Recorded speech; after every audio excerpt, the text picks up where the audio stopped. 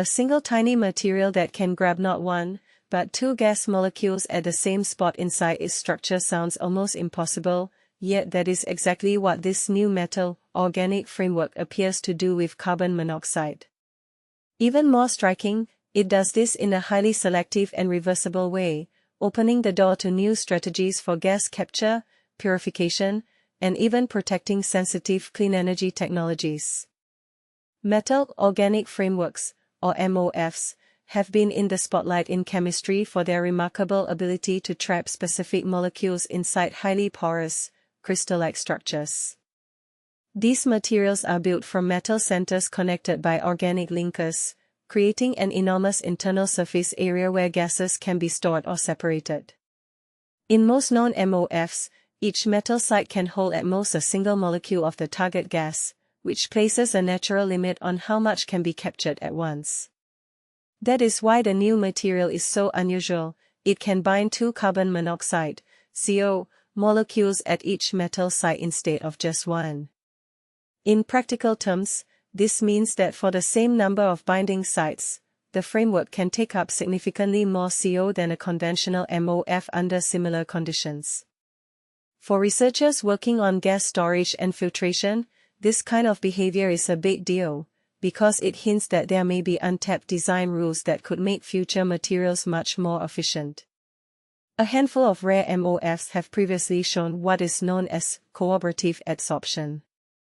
In these systems, binding of the first gas molecule triggers a chemical change that actually makes it easier for additional molecules to attach. You can think of it as the first gas at a party rearranging the furniture so more people can fit comfortably. However, the design rules behind those earlier examples have been hard to generalize, meaning chemists could not easily apply the same principles to different gases or build a clear roadmap for designing new materials on demand. The latest work, led by researchers in the United States, offers a fresh and more general-looking mechanism. The team synthesized a MOF called COMI-MFU4L, which contains cobalt-2 centers bonded to methyl groups within the framework. Under ambient temperature and at a partial pressure of carbon monoxide of only about 10 millibars, this material adsorbs roughly 1.6 times as much CO as would be expected if every metal site were binding just a single molecule. That increase is a strong signal that a second CO molecule is being accommodated at each site under those conditions. Crucially, the framework does not behave this way for every gas.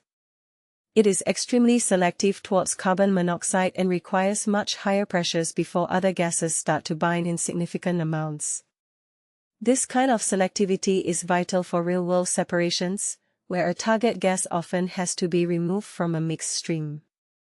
The fact that COMI-MFU4L can distinguish so sharply between CO and other molecules suggests that its binding mechanism is finely tuned rather than a general, non-specific adsorption effect.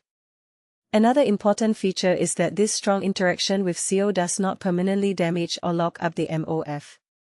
When the material is placed under vacuum, the gas can be removed and the framework is ready to be used again. Tests over dozens of cycles showed that the MOF retained about 98% of its original activity even after 50 adsorption or desorption cycles. For industrial applications, this kind of durability is critical, because materials that rapidly degrade would be too costly or unreliable to deploy at scale. So what is actually happening at the atomic level to allow two molecules of CO to bind at the same cobalt site? The researchers' analysis points to a subtle but powerful process involving the electronic spin state of the cobalt ion. When the first carbon monoxide molecule binds, it triggers a spin transition in the cobalt center. Essentially, the arrangement of the electrons in the metal changes to a different energy configuration. This new configuration then makes it easier for a second CO molecule to insert itself between the cobalt and the attached methyl group. A key nuance here is that this whole sequence appears to take place without needing any additional bonding sites elsewhere in the framework. In many other systems, adding more molecules would require more open coordination positions at the metal or complex rearrangements of the surrounding ligands. In COMI-MFU4L, the same metal or methyl site effectively reconfigures itself electronically to host a second CO molecule. This is where things get controversial. It suggests that by deliberately designing materials where spin states can switch under realistic conditions, chemists might unlock entirely new binding behaviors that conventional screening methods routinely overlook. The research group is already thinking about how far this concept might be pushed. If a cobalt site can host two carbon monoxide molecules thanks to a spin change, could similar strategies allow a single site to capture multiple oxygen atoms, several acetylene molecules, or other small, reactive species? Imagining a material that can stack several molecules at the same position raises exciting possibilities for ultra-high-capacity storage or ultra-selective separation. But it also raises challenges. Would such materials remain stable in real mixtures, or would they be too sensitive and prone to site reactions? Beyond the fundamental chemistry, the team is exploring practical uses for this MOF, particularly in the context of hydrogen purification. Many hydrogen fuel cells are extremely sensitive to impurities such as carbon monoxide, which can bind strongly and irreversibly to the catalysts that drive the cell's electrochemical reactions. Even tiny amounts of CO, at levels measured in mere parts per million, can poison the catalyst surface and effectively shut down the device. A material that can reliably and selectively remove those trace contaminants could therefore extend the lifetime and reliability of fuel cell systems. In this scenario, a MOF like chromium Fu4L could act as a protective filter, sitting upstream of the fuel cell and mopping up CO before it ever reaches the catalyst. Because the adsorption is reversible, the filter material could potentially be regenerated rather than discarded once saturated. Of course, translating this into a commercial technology would require addressing many engineering questions, such as how the MOF performs in humid, real-world gas streams and how easily it can be incorporated into large-scale devices. The work has also caught the attention of researchers who specialize in computational screening and databases of MOFs for carbon capture and related applications. One chemical engineer involved in building a large database for assessing MOFs as carbon capture candidates has expressed particular interest in the role that spin changes seem to play in this system.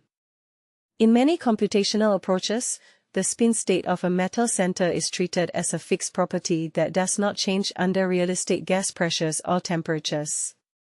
Here is where it gets especially intriguing. If spin states can switch in response to gas adsorption and that switch dramatically alters binding behavior, then many high-throughput screening studies may be missing entire classes of promising materials.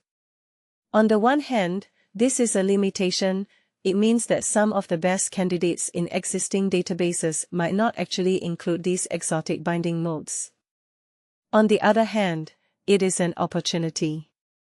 If future screening efforts explicitly look for spin state changes and carefully optimize for them, they could uncover MOFs with highly unusual, potentially game-changing interactions with gases.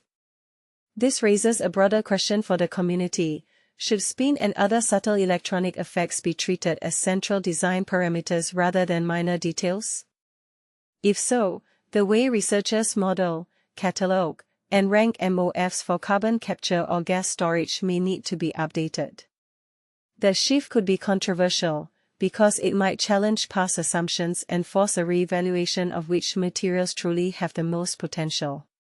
And this is the part most people miss. The real impact of this work may not just be the single MOF that binds 2 CO molecules per site, but the hint that many other hidden behaviors could be waiting in the vast landscape of MOFs if researchers look closely enough at spin and related phenomena. If gas binding can flip a metal center into a new electronic state with dramatically different properties, what else might be possible in catalysis, sensing, or energy storage materials built on similar principles? So here are a few questions to reflect on.